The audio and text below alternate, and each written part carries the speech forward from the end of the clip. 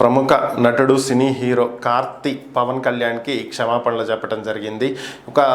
ఒక ఫంక్షన్లో లడ్డూ కావాలా నాయన అని చెప్పి అడిగినటువంటి దానికి కార్తీ మాట్లాడుతూ లడ్డు సెన్సిటివ్ ఇష్యూ, మనకు అది వద్దే వద్దు అని చెప్పి ఆయన మాట్లాడటం జరిగింది. సో దీనికి సంబంధించే పవన్ కళ్యాణ్ ఈరోజు ప్రస్తావించడం జరిగింది. ఆడియో ఫంక్షన్లలోనూ సినీ ఫంక్షన్లలోనూ లడ్డు గురించి కామెడీ చేస్తున్నారని, ఇలాంటివి తగవని, సనాతన ధర్మానికి సంబంధించి ఇలాంటివి వెటకారం చేయటం, జోక్స్ వేసుకుంటం చేయటం అనేది క్షమించరాని నేరమని, సో ఇలాంటి వాటికి పాల్పడవద్దు అని చెప్పి తెలుగు ఫిలిం ఇండస్ట్రీతో పాటుగా టోటల్ ఫిలిం ఇండస్ట్రీస్ అన్నింటినీ కూడా ఆయన కోరటం జరిగింది. సో ఇది తెలుసుకున్నటువంటి హీరో కార్తీ ఎక్స్ వేదికగా ఒక ట్వీట్ చేయటం జరిగింది.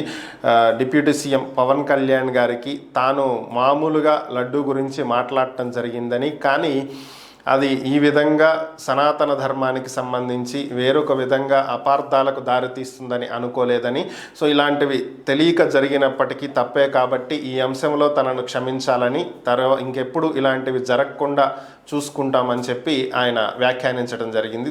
దీనికి సంబంధించి ఆయన ఎక్స్ వేదికగా ఒక ట్వీట్ పెట్టడం జరిగింది.